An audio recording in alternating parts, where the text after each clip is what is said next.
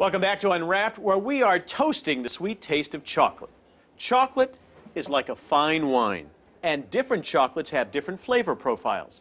If you've ever had gourmet chocolate, you know exactly what I'm talking about. The Amano factory outside Salt Lake City produces high-quality chocolate using ancient techniques and antique equipment. Take a look. Did you know chocolate grows on trees? Well, kind of. It starts with a tiny white flower. 1 out of 100 flowers will actually grow into a cocoa pod. Technically, a cocoa pod is a berry, and these are the seeds from that berry. Art Pollard buys cocoa beans from Africa and South America. His vanilla beans come from Tahiti and Madagascar. They're the main tropical ingredients in his Amano chocolate. Amano means by hand. I think Amano perfectly captures the spirit of what we do. The first step, sorting through the cocoa beans by hand. Making chocolate takes time and lots of technical equipment. The first machine is a 400-degree Fahrenheit roaster. We use an antique roaster. They're no longer made.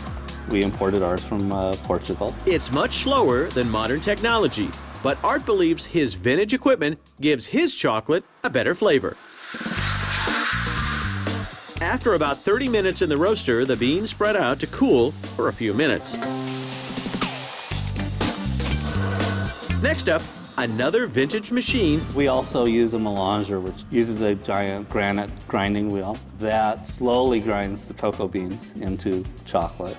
The melanger takes about 1 day to grind the cocoa beans into a chocolatey paste. Many other chocolate factories use modern machines that grind the beans to paste in only a few minutes. We sacrifice time to achieve additional quality. Then, a roller mill squeezes the chocolate into flakes.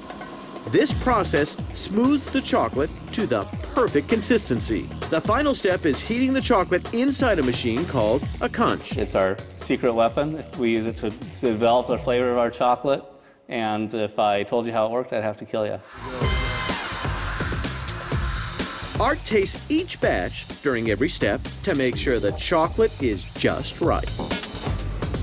Then the liquid chocolate injects into molds. The bars ride through a cooling tunnel on a vibrating conveyor that gets rid of any bubbles. 45 minutes later, the sweet treats slip into gold wrappers and shipped to specialty food shops around the country.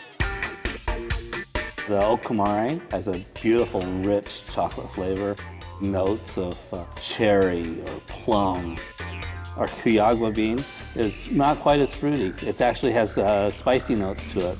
It takes a week to make Amano bars from start to finish, but when it comes to fine chocolate, it is well worth the wait. You can get Amano chocolate online or